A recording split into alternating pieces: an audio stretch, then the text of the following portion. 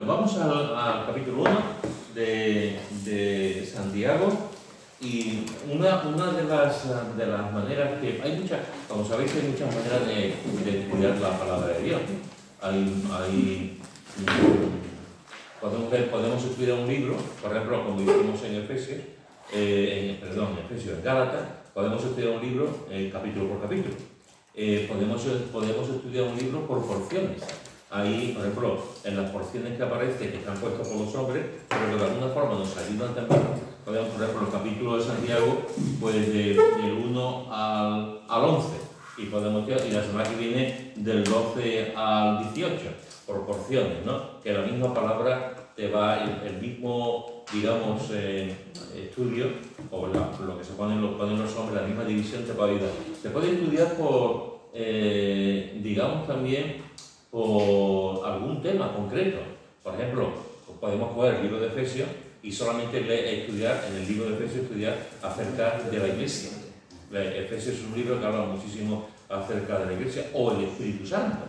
Es decir, hay muchas maneras de acercarnos a estudio tópico, estudio doctrinal, estudio biográfico. Hay muchas maneras de estudiar las Escrituras. Una de las maneras de estudiarlo, precisamente lo que he dicho antes, es por temas. Y así vamos a hacer con el libro de Santiago. Vamos a estudiarlo por temas. Si cuando habéis leído el libro de Santiago, las veces que lo habéis leído, una de las cosas que salta a primera vista es que Santiago toca un tema y después es como si se dispersara, como pensar en otra cosa, se va a otra cosa, pero al cabo de un tiempo vuelve a hablar del tema. Eso lo hacen, Pablo también lo hacía. Pablo también muchas veces estaba con un tema, que por alguna razón el Espíritu Santo le guiaba a hablar de otro tema y después volvía otra vez con el tema y lo desarrollaba. Digamos que lo escribía, lo ponía como en embrión y después desarrollaba la idea que tenía. Pues en Santiago pasa exactamente igual. Digamos que Santiago, los primeros versículos que hemos visto y que algunos de ustedes habían memorizado, está hablando de las pruebas. Y después, a partir del versículo 5, empieza a hablar de otro tema. Y lo desarrolla y va saltando, ¿no? Pero después, en el versículo 12, vuelve a hablar de las pruebas. Y después, más adelante, en el capítulo 5, vuelve a hablar de las pruebas. Así que vamos a seguir hoy con el versículo 12. Hemos cubierto una primera parte de este escrito que Santiago está hablando acerca de las pruebas. Hemos visto cómo el amor que él tiene a los hermanos, hemos visto cómo y les llama hermanos míos. Hemos visto también que les expresa su deseo de que cuando están pasando por diversas pruebas, que experimenten el gozo de Dios, que experimenten realmente que el Señor está ahí con ellos. Y que una de las cosas que pasa con la prueba es que produce paciencia. Aunque no queremos pasar por el taller de la paciencia de esa forma, queremos pasar de otra manera, pero no de esta. Pero es una de las maneras que tenemos de pasar la prueba y que nuestra paciencia, digamos, sea mayor. Y después también hemos visto cómo esa paciencia nos ayuda a ser perfectos y cabales sin que falte cosa alguna, como vimos hace 2 semanas. Esto es un poco lo que hemos visto durante estas últimas semanas, aparte de la introducción y de ver un poquito el fondo histórico del libro de Santiago. Y ahora, como he dicho, él sigue desarrollando otro tema a partir del versículo 5 y retoma otra vez el tema de las pruebas en el versículo 12, que dice: bienaventurado el varón que soporta la tentación, porque cuando haya resistido la prueba, recibirá la corona de vida que Dios ha prometido a los que le aman. Este es un texto maravilloso. Bienaventurado, feliz, dichoso, el varón que soporta la tentación, porque cuando haya resistido la prueba, recibirá la corona de vida que Dios ha prometido a los que le aman. Es interesante porque fijaros que aquí vuelve a retomar el tema de las pruebas y comienza diciendo: bienaventurado el varón que soporta la tentación. La palabra bienaventurado en el griego es makarios, tal como suena, con K. Esa es la palabra griega de bienaventurado, que se puede traducir también como dichoso, se puede traducir también como feliz. En el griego clásico esta palabra era usada para expresar la actitud de alguien que se sentía libre de cuidados y de preocupaciones, es decir, una persona que en medio de la situación que estaba viviendo, de dificultades, de problemas, de sufrimientos, se sentía feliz, a pesar de toda la preocupación que podía tener, estaba experimentando la felicidad, estaba siendo feliz. Es interesante que Jesús en el Sermón del Monte comienza ese Sermón del Monte con las bienaventuranzas, si recordáis. Y hay toda una retahíla de bienaventuranzas donde después él introduce el resto del sermón, pero esas bienaventuranzas son impresionantes. Y comienza feliz, bienaventurado la persona tal y tal, ¿no? Y si nos vamos al Antiguo Testamento, y por ejemplo en el libro de los Salmos, el libro de los Salmos es un libro, yo hice una vez un estudio, para mí, el devocional, y después lo hice cuando durante un par de años hacíamos células en las casas allí, y la casa donde yo iba, pues durante un par de años, una de las cosas que hicimos era ver las palabras que a veces aparece la palabra bienaventurado en el libro de los Salmos, y aparece muchísimas, y os animo que si queréis, cogéis desde el Salmo 1 hasta el Salmo 150 y subrayar y analizar y ver todas las veces que aparece la palabra bienaventurado en el libro de los Salmos. ¿Te parece mucho? Solamente vamos a ver un botón de ancla en el Salmo 84. Salmo, no cerrar el capítulo de Santiago, dejarlo con la mano.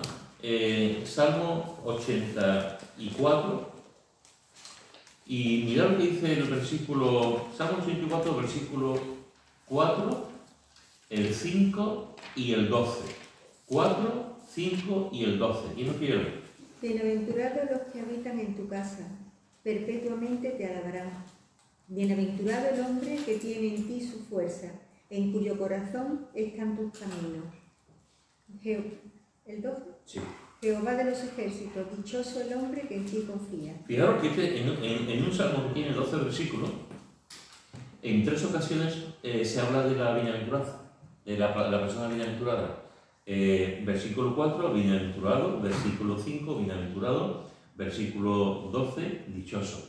También se podía poner bienaventurado. Este Salmo 84 es un salmo tremendo. Y en un solo salmo, en 3 ocasiones, cuando se repite una idea, si se repite una idea, digamos, en 2 ocasiones, hay que prestarle atención. Si se repite una idea en 3 ocasiones, hay que prestarle mucha atención. Y aquí es el salmista, en 3 ocasiones está hablando de cómo somos bienaventurados los que habitan en tu casa, bienaventurado el hombre que tiene en ti sus fuerzas, y bienaventurado el hombre que ha aprendido a confiar, en él. Y tú vas, como te he dicho, la palabra bienaventurado sale en el Salmo 1, del versículo 1, sale en el Salmo 2, en el Salmo 41, en fin, hay muchísimos salmos donde aparece la palabra bienaventurado. Y así comienza este texto. Bienaventurado el varón que soporta la tentación. ¿Qué quiere decir Santiago aquí por bienaventurado? ¿Qué quiere decir? ¿Por qué dice que es bienaventurado el varón que soporta la tentación? Porque desde un punto de vista cristiano, digamos nosotros, en un sentido como conocemos la Biblia, como tenemos experiencias con el Señor, llevamos años, en un sentido podemos entenderlo, podemos decir, bueno, yo puedo entender, más o menos puedo entender, pero si una persona no creyente lee ese texto, la primera vez que lee la Biblia y no es convertido, y lee este texto, supongo que esa persona no creyente y que lee la Biblia por este texto por primera vez, se encontrará con un galimatía, se encontrará con un problema grave y no entenderá cómo se puede decir bienaventurado, feliz el varón que soporta la tentación. O sea, parece como que el sentido del humor de Dios es un poco como macabro, ¿no? Cuando se dice esto, que como una persona puede ser feliz en medio de una enfermedad, como una persona puede ser feliz en un proceso de divorcio, como una persona puede ser feliz cuando le echan del trabajo, ¿Cómo una persona puede ser feliz cuando tu casa hay una inundación o se ha quemado, etcétera, etcétera? Entonces, como si chocara, ¿verdad? Chocara esto lo que está haciendo. Choca a nosotros como mediar a una persona que no es creyente. Pero esto es lo que está diciendo. Le podemos dar 40 vueltas, podemos argumentarlo, podemos decir, pero lo que está diciendo aquí Santiago es que la persona que soporta la tentación es feliz. Es feliz. Entonces tú dices, wow, eso cómo es posible que una persona que está experimentando esa tentación, ese problema, esa situación personal que está viviendo, sea feliz. Fijaros que la palabra que aquí se traduce como soporta está en presente indicativo, está en presente activo de modo indicativo. La palabra soporta no está hablando de lo que tú has soportado en el pasado. Tampoco está hablando de lo que tú vas a soportar en el futuro. Esta palabra está hablando de soportar en el tiempo presente. En el tiempo presente. Entonces, lo que Santiago está diciendo, Santiago no se mete para lo que se ha vivido antes. Santiago tampoco se va a meter en lo que se va a vivir después. Santiago está diciendo, la situación en la que estamos en el presente, en la dispersión que tenéis, en la persecución que estáis teniendo por vuestra fe, que estáis saliendo de vuestras casas y de vuestros lugares, y que os están persiguiendo, en esta situación, en esta prueba, en el presente, sois bienaventurados. Sois bienaventurados. ¿Sí? ¿Qué se refiere? ¿Al varón, hombre o en general? No, en general, hombre y mujer, no está hablando solamente de hombre. Cuando dice bienaventurado, cuando dice bienaventurado, no se está refiriendo solamente al hombre, es a la mujer, a la persona humana, a la persona humana. La mujer también pasa seguro. Varón y hembra lo creo. Sí, no. Todo esto es mandato y todo lo que dice la escritura para hombre y para mujer. A la hora de escribirlo, sabéis que a la hora de escribirlo decís, ahora no, hay que tener mucho cuidado. Ahora te enseguida, pero bueno, también está saliendo eso, ya no se escucha tanto. Y yo sigo diciendo nosotros. Siempre cuando se ha dicho nosotros, siempre se ha incluido. Y nosotros. Siempre se ha incluido la mujer. O sea, esto es una. Sí. Es así, no es una cosa. Pero no está hablando solamente de la mujer, está hablando de todo. Es como cuando habla cuando la Biblia habla también de la educación de los hijos y habla del padre y de la madre, pero la educación de los hijos tanto del padre como de la madre. O sea, es una manera, digamos, donde se incluye a la mujer, por supuesto, en todo momento. La Biblia no es un libro que habla solamente de hombres o de mujeres, aunque hay cosas que van especialmente para las mujeres y otras cosas que van especialmente para las mujeres. No. Esto es para todo. Porque todos estaban pasando pruebas. Claro que sí, por eso Todos estaban pasando pruebas. Así que cuando está hablando del hombre también está hablando evidentemente de la mujer. Que yo sepa, la mujer también le duelen las cosas. Y que yo sepa, las mujeres también sufren mucho, igual que los hombres. Por lo tanto, fijaros que está hablando aquí de soportar en el presente el dolor que uno está viviendo. Es interesante porque fijaros que hace 2 semanas estuvimos hablando de que la palabra que se emplea aquí como prueba es peilasmois en el griego. Peilasmois, en esa palabra en el griego, se puede traducir también como tentación. La misma palabra se puede traducir como prueba o como tentación.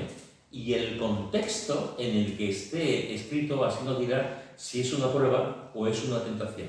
No son palabras diferentes para tentación y para prueba. Por eso muchas veces cuando leemos indistintamente, como aquí, indistintamente aparece la palabra prueba y la palabra tentación. Y el contexto en el que se escribe nos va a decir si es una palabra que tiene que ver con la tentación o con la prueba. Y pregunto, como aquí hay muchos teólogos, pregunto, ¿qué diferencia hay entre una prueba y una tentación? ¿Qué diferencia hay entre una prueba y una tentación? La prueba viene de fuera, la tentación viene de dentro. Yo vi. Según Judas. Carmen. Dale cuerda. La prueba viene de Dios. Y lo otro.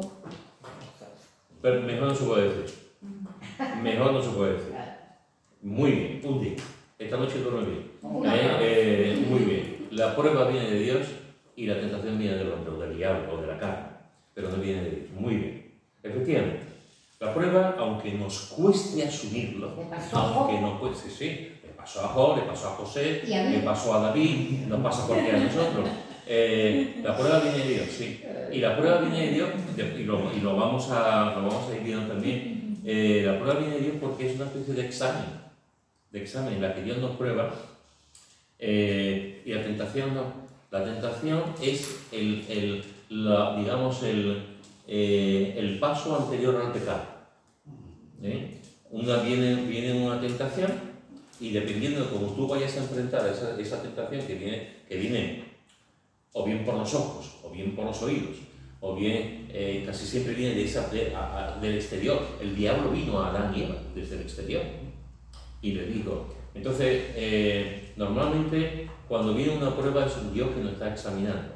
Y no porque Dios sea un Dios cruel y sea un Dios que diga, ahora voy a pasar, ahora que Pablo pasa por la prueba y yo me voy a reír cuando Pablo pasa la prueba. No, porque la prueba, entre las cosas que va a pasar es que a Pablo lo va a fortalecer. Lo va a hacer más hijo de él, más dependiente de él, va a hacer que crezca en madurez, en fe, en santidad, en dependencia, etc. Entonces, y lo que es la tentación es la antesala del pecado, como digo, y dependiendo de cómo estemos, la tentación en sí misma no es un pecado. O sea, alguien puede decir, tengo una tentación, bueno, pero tranquilízate, que no estás pecando. Pero si no se cae en la tentación. Si no caemos, el problema es cuando sí caemos en la tentación. Pero si no pasa absolutamente nada. Pero si no lo hacemos, si no cerramos la puerta, es la antesala al pecado. Esa es la diferencia, muy bien. La diferencia entre lo que es la prueba y lo que es la tentación. Y el contexto de lo que estamos viendo aquí, evidentemente, aquí está muy claro que está hablando de pruebas. Aquí está hablando de pruebas, igual que en los versículos 2 al 4 está hablando de pruebas. Y fijaros que Santiago está diciendo, porque cuando haya resistido la prueba, está diciendo, bienaventurado, feliz el varón que soporta la tentación, porque y aquí vemos cómo en los traductores se emplean la palabra la palabra tentación y la palabra prueba. Y fijaros que cuando haya resistido la prueba, recibirá la corona de cuando haya resistido la prueba. En el original no aparece la palabra resistir, sino la palabra aprobados. Es decir, el texto sería, bienaventurado el varón que soporta la prueba, porque cuando haya sido aprobado, recibirá la corona de vida que Dios ha prometido a los que le aman. Fijaros, Aprobado vino de prueba, eso es. Bienaventurado el varón que soporta la prueba, porque cuando haya sido aprobado, recibirá la corona de vida que Dios ha prometido a los que le aman. Es decir, hermano, cuando el creyente haya sido aprobado porque ha pasado la prueba y ha aprobado esa prueba y se dará un 10 por pasar la prueba, entonces recibirá la corona. La palabra aprobado en el original es dokimos, que era usado para indicar algo genuino o digno de confianza, que ahora voy a entrar un poco en eso. Pero permitidme antes decir un poco,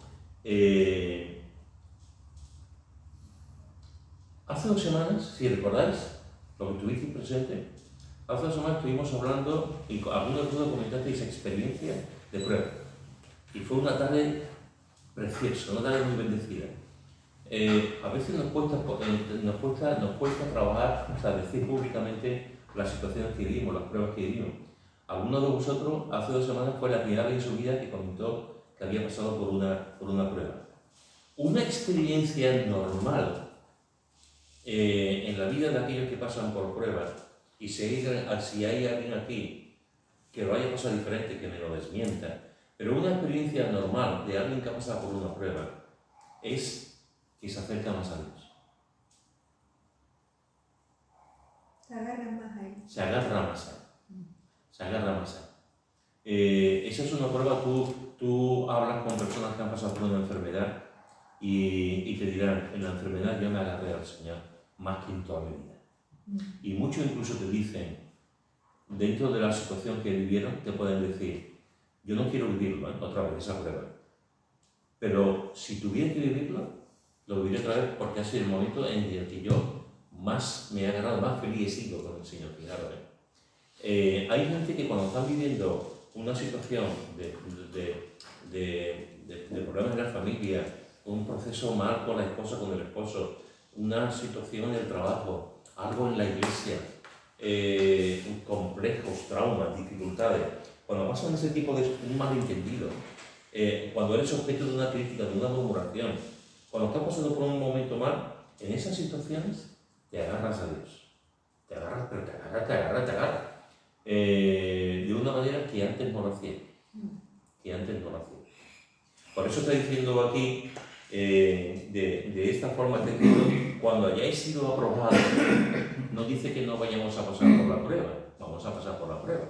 Pero cuando hayáis sido aprobados, entonces recibiréis la corona de vida que Dios ha prometido a los que aman. Y esto es importante, porque es una experiencia común en todos los creyentes, en todas las culturas, en todos los países. Cuando un creyente ha pasado por una prueba grave, por una prueba, es una experiencia común de decir, pero nunca en mi vida he tenido una fe tan grande de Dios, nunca en mi vida he leído la Biblia con tanta pasión, nunca en mi vida he orado tanto. Y he sentido al Señor en mi vida. Eso es así.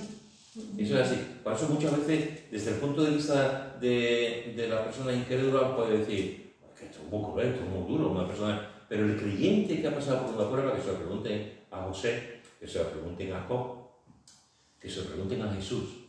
El creyente que ha pasado por una prueba, en ese momento, en esa situación, el tiempo que dura esa prueba, a veces pueden ser días, a veces pueden ser semanas, a veces meses, a veces años. El creyente que pasa por esa prueba no suelta la mano de Dios. No suelta la mano de Dios. Vive confiado. Vive confiado. Vive confiado, vive agarrado. Pase lo que pase. Pase lo que pase. Esa es una experiencia común.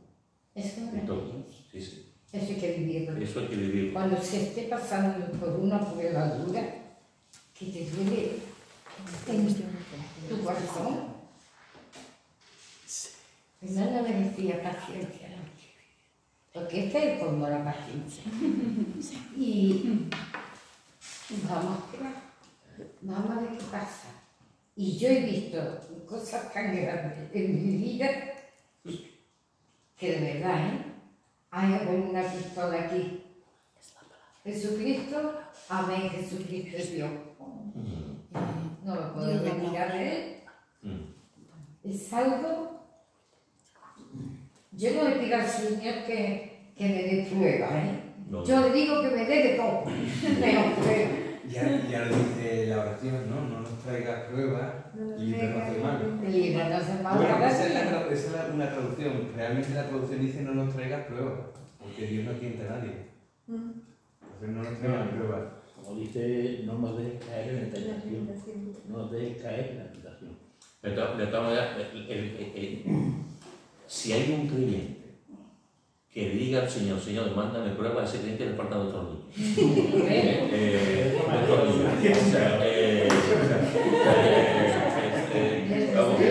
Se va a creer que es la cámara de los legionarios. lo puede haber, oye, en el pueblo de Dios hay tantos desquiciados, pero no, o sea, un creyente normal y corriente no lo va a decir, Señor, al revés. Lo que vamos a pedir, Señor, yo quiero lo mejor, yo quiero lo bueno. Nuestras oraciones, el 90% de las oraciones son muy egoístas. Son oraciones que tienen que ver conmigo, con mi familia, y que todo vaya bien. Es así. O sea, un creyente que diga, hermano, de ver las pruebas, que no entiende absolutamente nada. Menos mal que Dios tendrá sentido de humor con él y se riera. Y ya Me encarga la tuya blanca, Tu prueba. El que tiene paciencia. ¿Cómo? David, el rey David, Sí. examíname a Dios y conoce mi corazón. Pero una cosa. Pruébame y conoce mi pensamiento sí.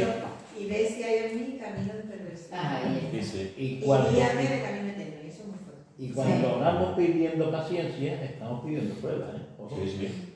Sí, sí. Que la paciencia viene por las pruebas, no viene Sí. por otra cosa. Sí. Yo tuve una época que le tenía El así vídeo como vivo con pedí paciencia. paciencia. Y se mira que no me pedimos Y me, paciencia. sí, y me pasaba cada cosa que digo, Señor, ayúdame con la paciencia, pero déjame un poquito tranquila. De otra forma. Mari pedía paciencia y el Señor pedía a Fernando. sí, es verdad.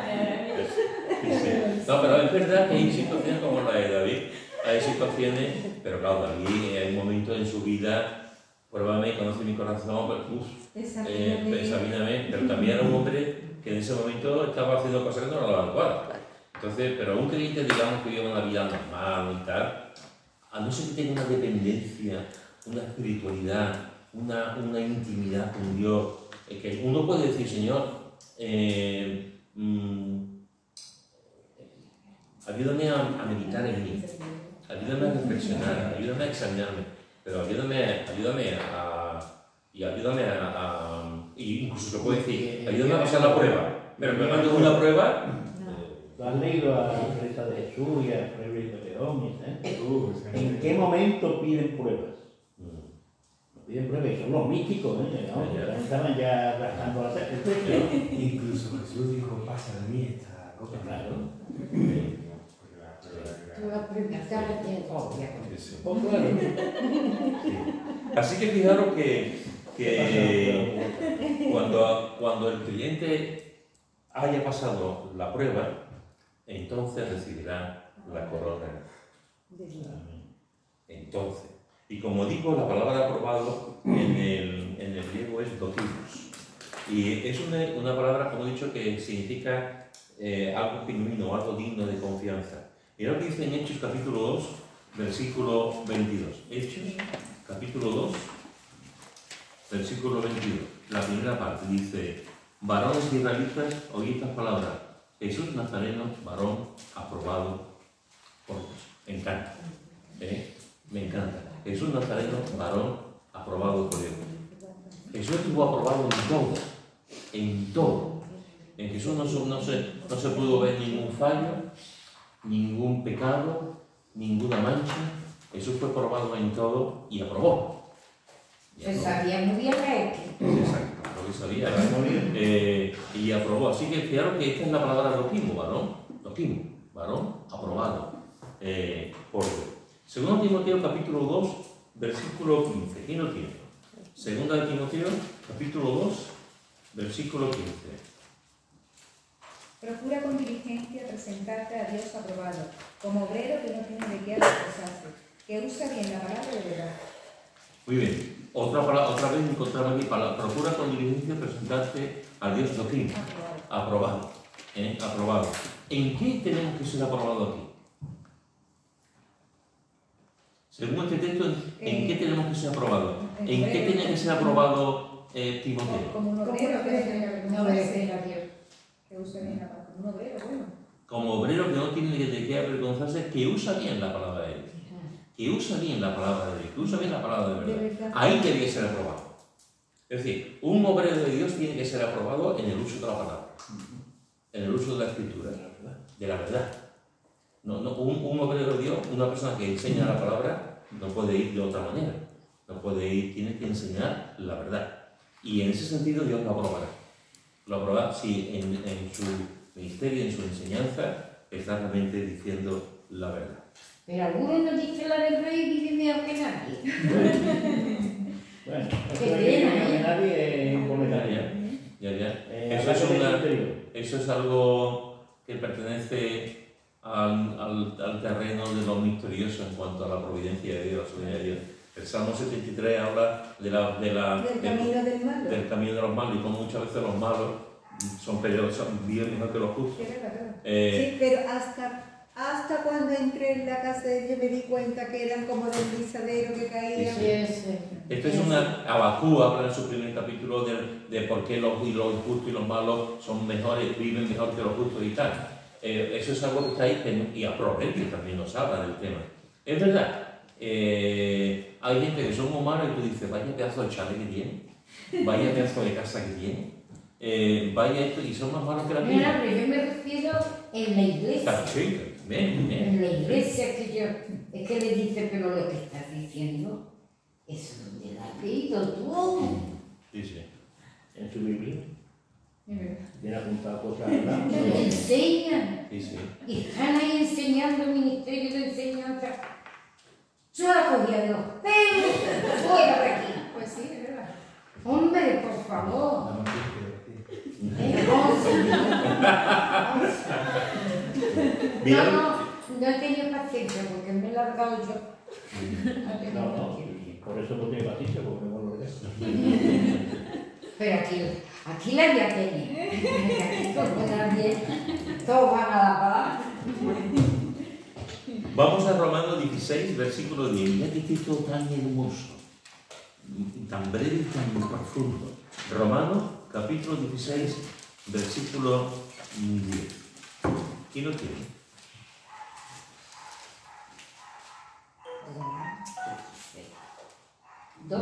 Romanos 16, 10. Saludad a Apeles, aprobado en Cristo. Saludad a los de la casa de Aristóbulo. Saludar a Apeles. ¿Y qué dice que es?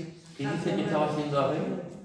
Aprobado. Aprobado en geografía. No, perdón. Aprobado en Cristo. Doquimos, aprobado en Cristo. Esto es magnífico, esto es tremendo. Yo cuando leí este texto, estaba, mira que leí este texto, pero cuando estaba preparando el estudio digo, aprobado en Cristo. Aprobado en Cristo. Es como si, al menos un poquito, perdonadme, al menos un poquito siniestro lo que voy a decir. Pero lo primero que pensé cuando leí esto es en la tumba. Es Pedro aprobado en Cristo. Es tremendo, tremendo. Aprobado en Cristo. Me encanta. Este es no vamos a entrar en este texto, pero es un texto para sacarle el jugo. Igual que el capítulo entero de Romanos 16, ¿no?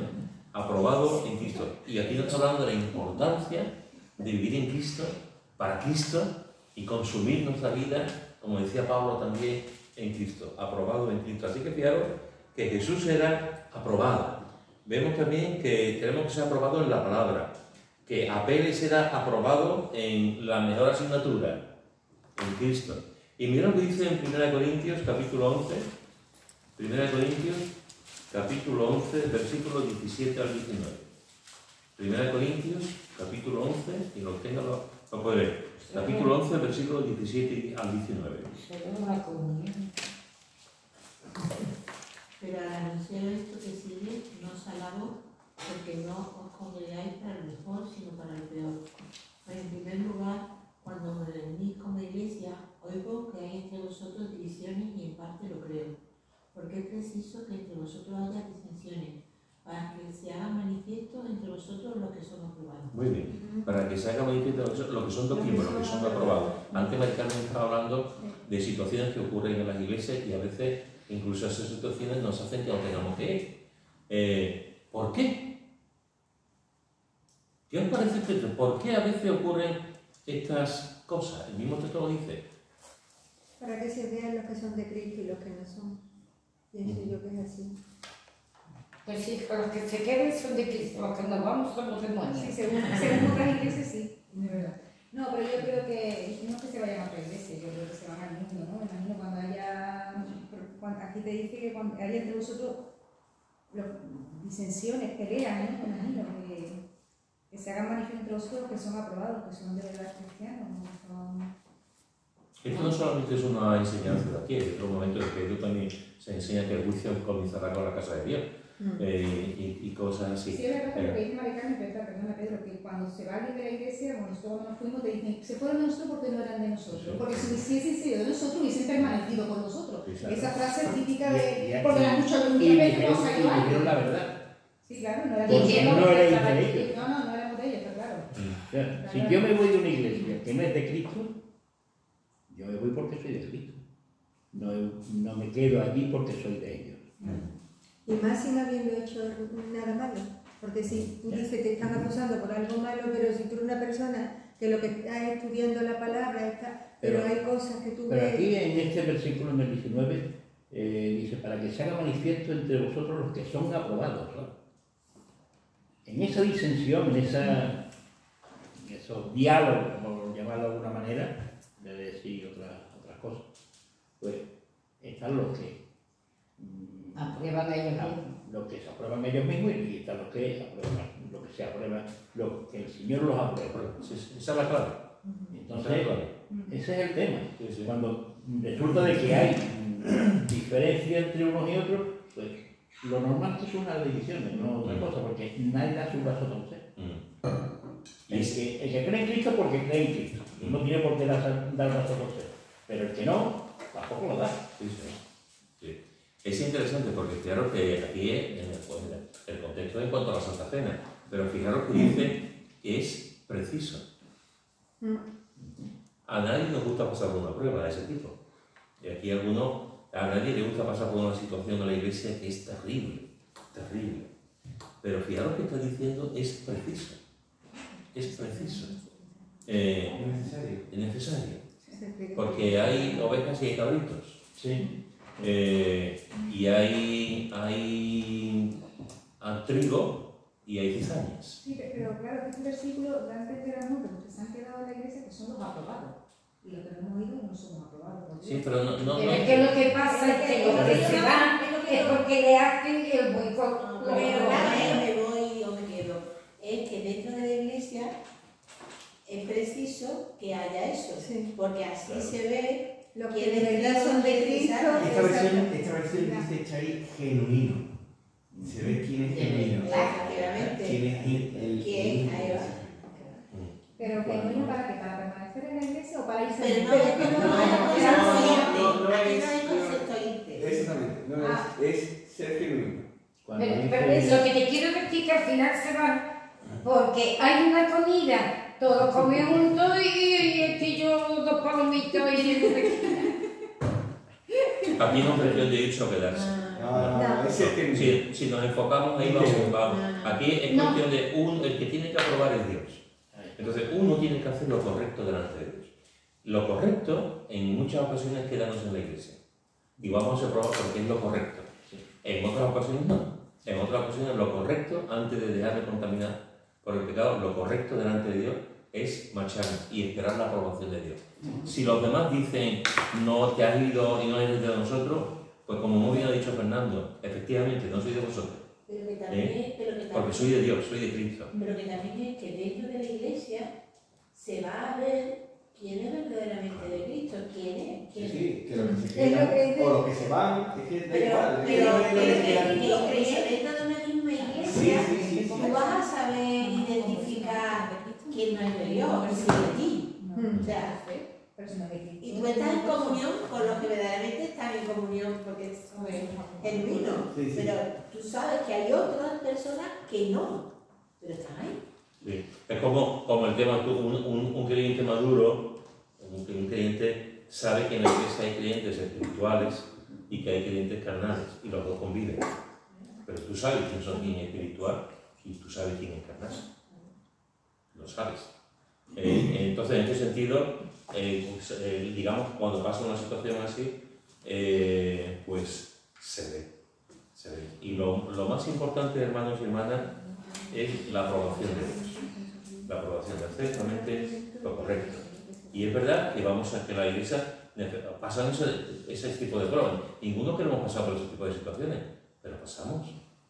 Y una de las maneras en las que Dios también tiene de decir, esto es así, esto no es así. Pero no seguimos ahí. Pero cada uno ve también lo que hay. Y a quién agarrarte y a quién no. Con quién juntarte y con quién no. A quién prestar atención y a quién no. Yo creo que también hay que distinguir entre doctrina y obediencia. Hay iglesias que tienen unos tipos de doctrina que dentro de la iglesia es correcta y otras son doctrinas que van en contra de la palabra de Dios, entonces sí hay que apartarla. ¿Eh? Porque haya algunas divisiones en algunas iglesias, no quiere decir que uno sea de Dios y otros no. Son doctrinas que uno tiene tomado y otros no.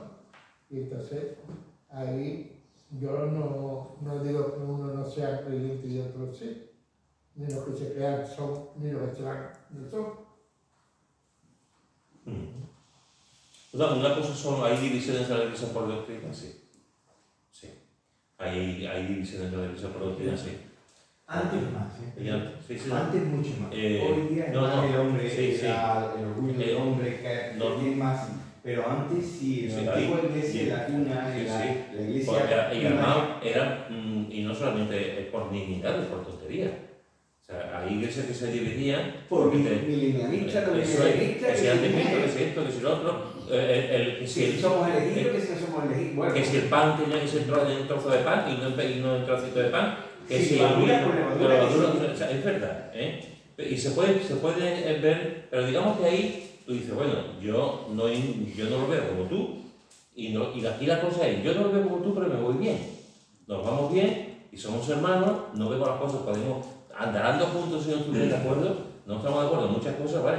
Pero nos vamos y hacemos. El problema es no tanto eso, que también es la mayoría de las divisiones se producen por carnalidades y se producen por orgullo y por soberbia y porque aquí mando yo y aquí y que mi grupo es mayor que el tuyo y Es que que tú no iglesia es mía, mío. porque esta casa era de mi abuelo Esa frase y soy piedra inamovible de aquí. ¿Así? Sí, sí. ¿Te suena, verdad, Pedro? Y no Sí, sí, será sí, yo, sí, no sí. será yo. piedra angular. No será yo. Mira, es bonito aquí porque Triangular. sí, eso. En esta versión pone estar firmes en la prueba. Y yo pensaba, esto, la prueba viene muchas veces como una ola. Y cuando uno se pone a intentar aguantar en la ola y quedarse firme, pues después recibir la recompensa. Pero también te digo una cosa, Pedro, ya no la prueba, sino la tentación, porque cuando la pasas y apruebas, la tentación te acerca. Pero si no la pasas, te aleja. Eso es así. Eso es totalmente... es así. Es así. Y... Lo que pasa también con la tentación, como tú estás hablando, como hemos dicho antes, la tentación es la antesala del pecado, pero también puede ser la antesala de la santidad. Porque cuando tú estás en una tentación, si tú caes en la tentación, y después lo vamos a ver también, siguiendo el resto del capítulo, cuando tú caes en la tentación y cometes el pecado, la sensación realmente es muy de vergüenza, de pecado, ¿no? Pero no olvidemos tampoco una cosa. Es verdad que podemos estar, pero no olvidemos la gracia de Dios. Y no olvidemos el arrepentimiento. Antes estaba hablando ella, por ejemplo, de David, ¿no? David cayó en la tentación, no cayó en la tentación, se metió de pecado en pecado hasta la cena. Pero ¿qué es lo que pasó con David? Se arrepintió. Cayó en pecado muy gordo. O sea, pero ¿qué ocurrió? David podía haber estado toda su vida, pero el Señor le mandó un profeta para que lo enfrentara. Y David se arrepintió. Esa es la diferencia. Una persona puede caer en pecado, la tentación, y entra y cae en pecado. Pero si hay un arrepentimiento sincero, el Señor te perdona y te da una nueva oportunidad, y 2, y 3, y 4, para seguir adelante. Y cuando me refiero a la santidad, también pasa lo contrario. Cuando tú tienes una tentación y tú dices, ¿qué pasó con José ante la tentación? Que se hizo más fuerte, que fue más santo. Y se hizo. Entonces, cuando tú estás en la tentación y tú dices no, eso te da más carácter espiritual, más fortaleza espiritual, te ayuda a ser más santo. Entonces, la tentación depende, si caemos o no caemos, así vamos a estar nosotros. Pero aún si caemos, tenemos la gracia de Dios y el perdón de Dios cuando ya arrepentimos. Pero no nos ha podido convencer. No, nunca. Así que fijaros, Pepe, no te metes en olvidado. Tú sabes la respuesta muy claramente. Y el apóstol Pablo después sigue diciendo no. Bien, aunque está bien traído, porque muchas veces pensamos, como Dios me perdona, voy a seguir pecando. No. El que dice que peca porque Dios me perdona es que no ha entendido nada. Claro. No ha entendido nada. Está clarísimo. Está clarísimo. Bien, fijaros que dice, porque cuando haya resistido la prueba, hemos estado hablando un poco de lo que significa de estar aprobado, hemos visto algunos ejemplos de lo que es la aprobación, de personas que están. Jesús era digno de confianza, era genuino, estaba aprobado en la Escritura también, Apeles estaba aprobado en Cristo. La Iglesia tiene que pasar también, desgraciadamente, situaciones así para estar aprobado también en Cristo. Cuando un cliente ha aprobado, digamos, con buena nota, por decirlo de alguna forma, con buena nota la prueba, ¿qué premio tiene?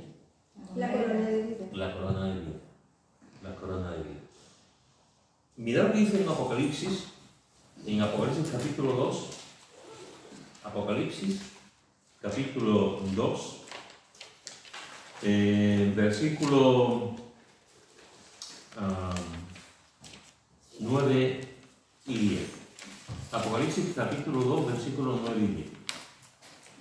¿Y lo tienes? Yo conozco tus obras y tu tribulación y tu pobreza, pero tú eres rico, y la blasfemia de los que se dice ser judíos, y no lo son, sino sinagoga de Satanás.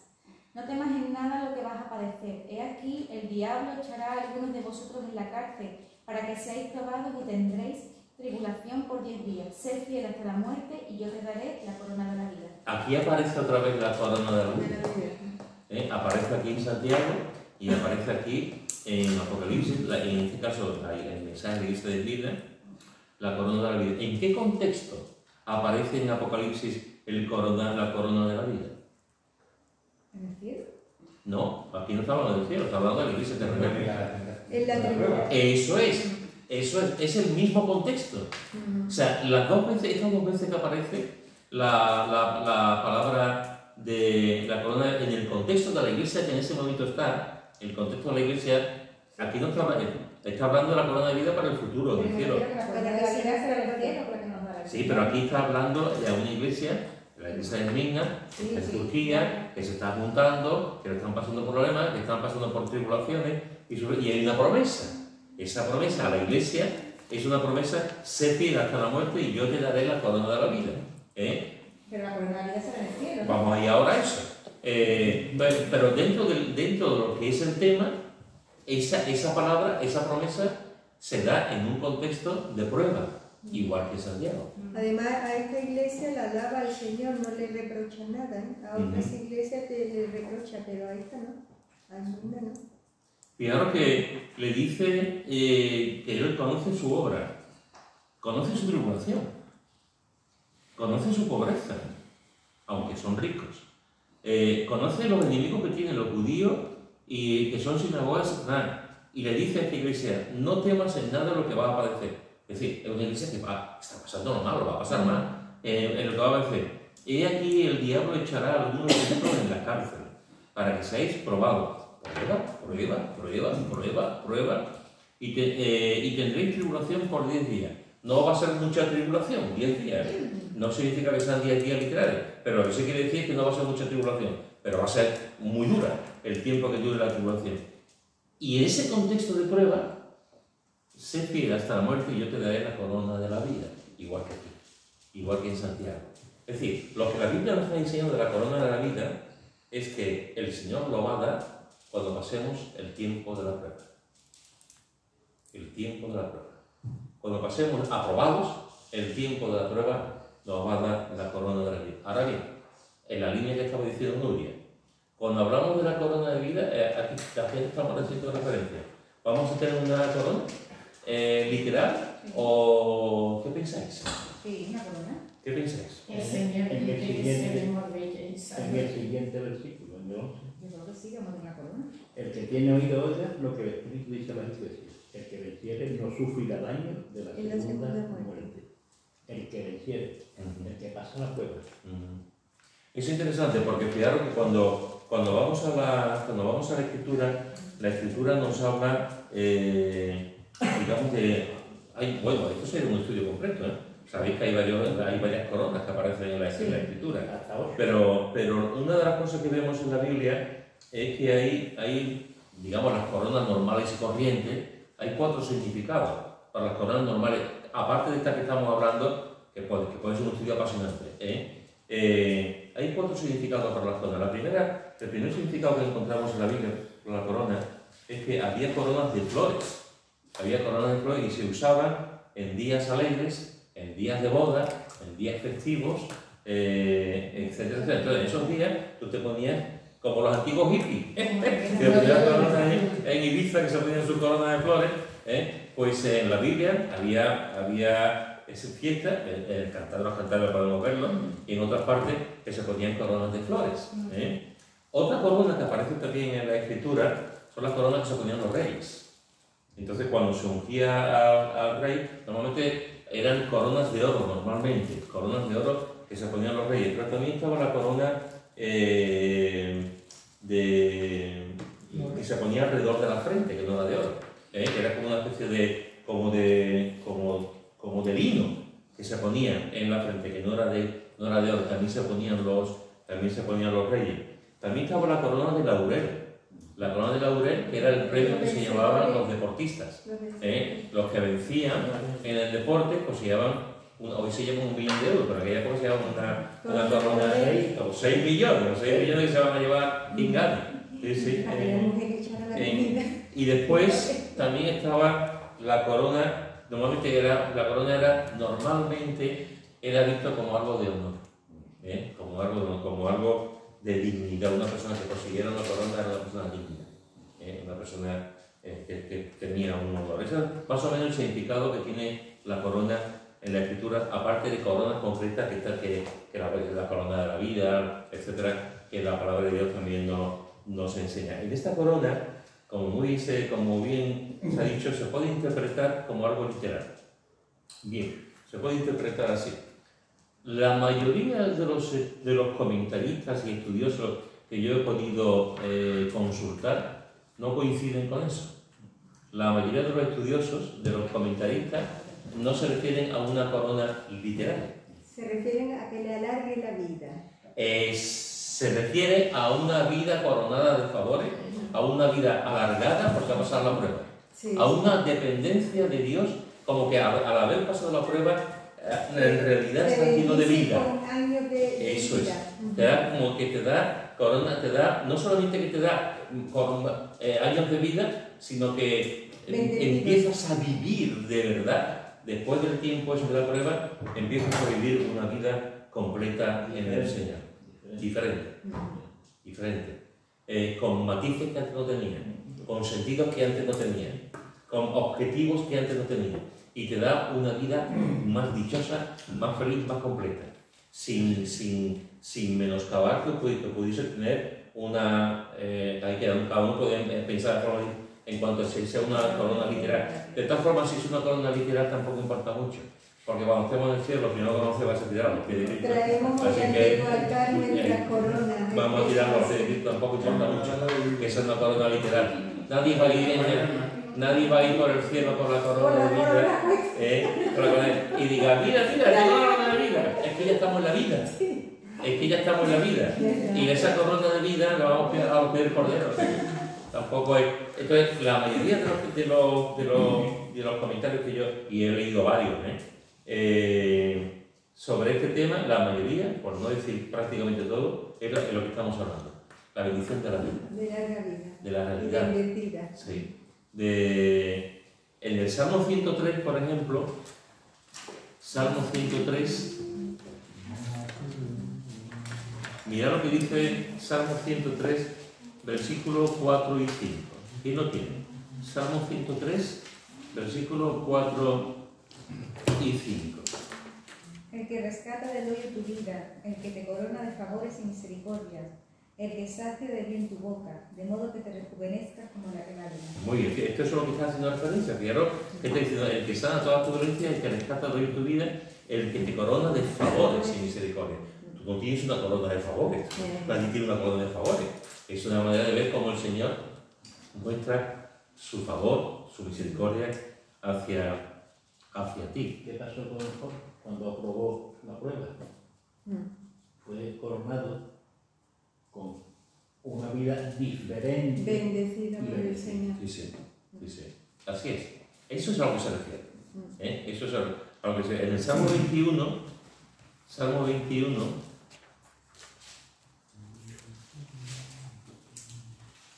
versículos 3 y 4, Salmo 21, versículos 3 y 4. ¿Quién lo tiene? Bueno, el versículo, Salmo 21 del 1 al 4.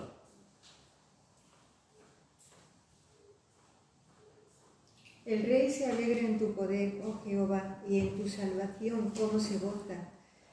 Le has concedido el deseo de su corazón, y no le negaste la petición de sus labios, porque le has salido al encuentro con bendiciones de bien. Corona de oro fino has puesto sobre su cabeza. Vida te demandó y se la diste. Largura de días, eternamente y para siempre. ¿Sí? ¿Lo veis? Grande es su gloria En tu en tu salvación. salvación. ¿Lo Honra veis? y majestad has puesto sobre él. Amén. Fijaros, corona de oro fino ha puesto sobre su cabeza, vida te demandó y se la diste. Largura de días eternamente y para siempre. Pero cuando tenemos la corona de vida significa que hemos experimentado realmente, estamos experimentando la buena vida delante de Dios. Hemos pasado por una prueba, pero después de salir esa prueba, la vida se contempla de otra manera. Sí. Tenemos una vida, efectivamente, cuando lleguemos al cielo, tenemos la vida eterna. Y ahí vamos a tenerla. Hay un comentario, un comentarista que dice, esta expresión no puede referirse a la vida eterna que es dada a la persona cuando confía en Cristo para su salvación. La vida eterna no es un premio, sino un regalo que viene de Dios. Y es así, es un regalo. Si la vida eterna fuese como dice aquí, estaríamos Sería por obra. sería por obra.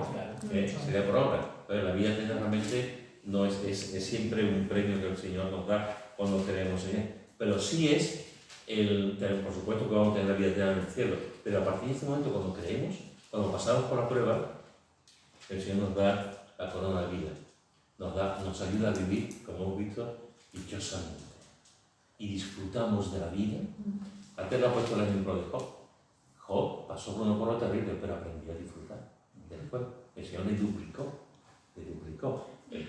La prueba de José, fue terrible, pero después el Señor le dio una vida de corona, le dio una corona de vida tremenda, con todo lo que él disfrutó, con todo lo que él vivió, ¿no?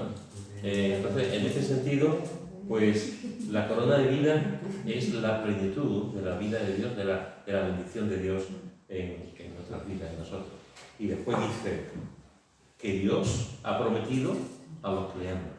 Bienaventurado el varón que soporta la tentación, porque cuando haya resistido la prueba, recibirá la corona de vida que Dios ha prometido a los que le aman. Que Dios ha prometido a los que le aman. Aquí toda la acción recae en Dios, aquí no recae en el hombre. Aquí toda la acción, todo el peso recae en Dios. Es Dios con sus promesas, con lo que nos dice en su palabra, que nos dice vas a disfrutar de la corona de vida. No nosotros, Él. Vas a disfrutar de la corona de vida. ¿Cómo son las promesas de Dios? Grandes y fieles. Grandes y fieles. Amén. Grandes y fieles.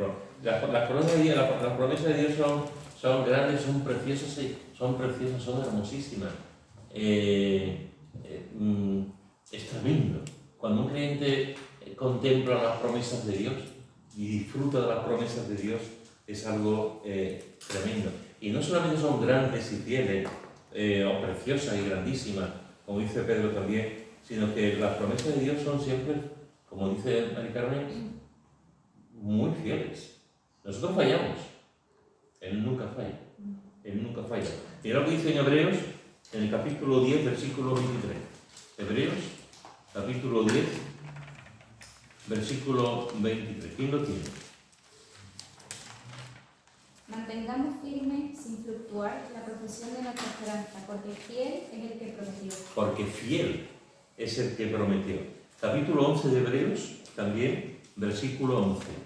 Por la fe, también la misma Sara, siendo estéril, recibió fuerza para concebir y dio a luz aún fuera del tiempo de la edad, porque creyó que era fiel quien lo había prometido. Las promesas de Dios son fieles y se van a cumplir. Pero fijaros también en lo que dice en 1 de Pedro, 2 de Pedro, capítulo 1, 2 de Pedro, capítulo 1, versículo 4. Segunda de Pedro, capítulo 1, versículo 4. ¿Quién lo tiene? por medio de las cuales nos ha dado preciosas y grandísimas promesas, para que por ellas llegaseis a ser participantes de la naturaleza divina, habiendo huido de la corrupción que hay en el mundo, a causa de la concupiscencia. Preciosas y grandísimas promesas. Preciosas y grandísimas promesas. Así que fijaros que una de las cosas que encontramos también, Dios ha prometido a los que le aman. Y si Dios lo ha prometido, Cumple. lo cumple. Lo cumple. ¿Y a quiénes va dirigida esta promesa? A los que le aman. A los que le aman. Vamos que le tenga. ¿Puedo leer son 2 versículos de Salmo? Dice, escucharé en Salmo 85. Escucharé lo que hablará Jehová Dios, porque hablará paz a su pueblo, De sus santos. su pueblo de Israel, y a sus santos, que es la iglesia. No más lo entiendo yo. Dice, porque hablará paz a su pueblo y a sus santos, para que no se vuelvan a la locura. También hemos estado hablando muy bien de este versículo. Es que este versículo a mí me tocó como que yo me iba a volver loca. Y cuando le que ciertamente cercana está su salvación a los que le temen, para que habite la gloria en nuestra tierra. Es que eso para mí es como una promesa. El que teme al Señor, Dios te habla paz aquí, pero como la gente se empeña y no lee, ¿Me escuchas? qué cosa. Y yo cada día me estoy poniendo medio de la cabeza. Pues nosotros escucharé lo que habla el Señor. Dice, para que no se vuelvan a la locura, nos dio hasta su palabra. No bastó solamente que Cristo, que Cristo murió, pues, pero para que la misericordia todavía ahí tiene la palabra. Porque Él va a venir para arriba. Es que ahí estábamos viendo en casa un documental esto de National Geographic y estaban hablando de que la inundación no existió, hablando gente muy experta que la inundación no existió, que eso es mentira, que el arca no es el diluvio no es que eso es mentira, que como va metiendo los animales y ponían gente muy reconocida y lo que estaba contando mi madre, digo, que ve que son como locos, digo, es que cuando el Señor te dice, digo, es que científicos reconocidos que no ha existido el diluvio, Escucharé lo que le dije, eso es mentira. Digo, porque habla paz a su pueblo y a sus santos para que no se vuelva a la locura. La gente está loca. Hay pruebas, Loca. Los científicos, eso es mentira, eso no es científico. en el monte de la ¿Quién eres tú? Ante la palabra de Dios es una grieta lo que hay, es una Y también hemos hablado de ese versículo, se lo dije. Sí, en el mundo, sí.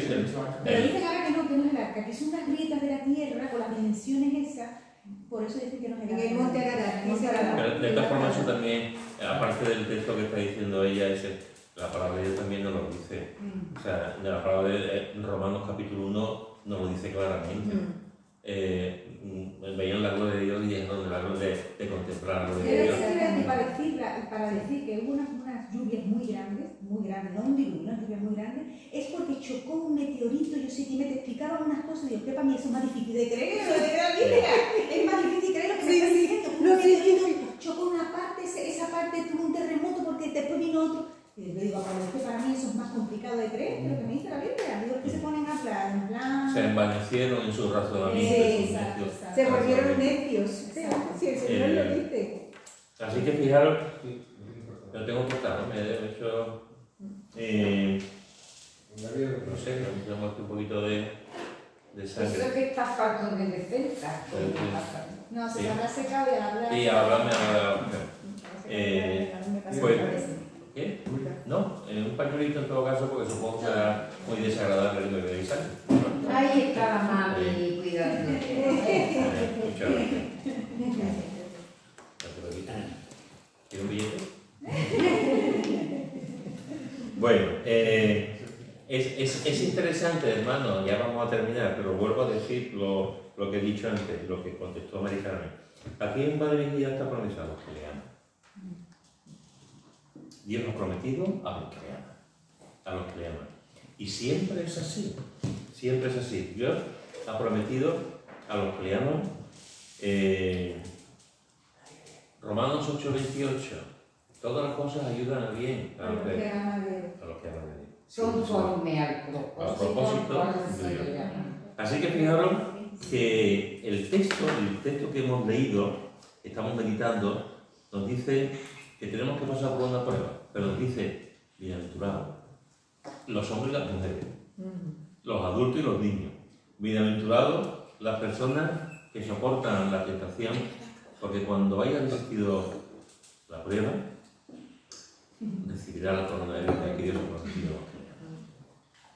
Así, ante esto, lo único que podemos decir, yo no sé vosotros, pero lo único que podemos decir es Amén. Gloria a Dios.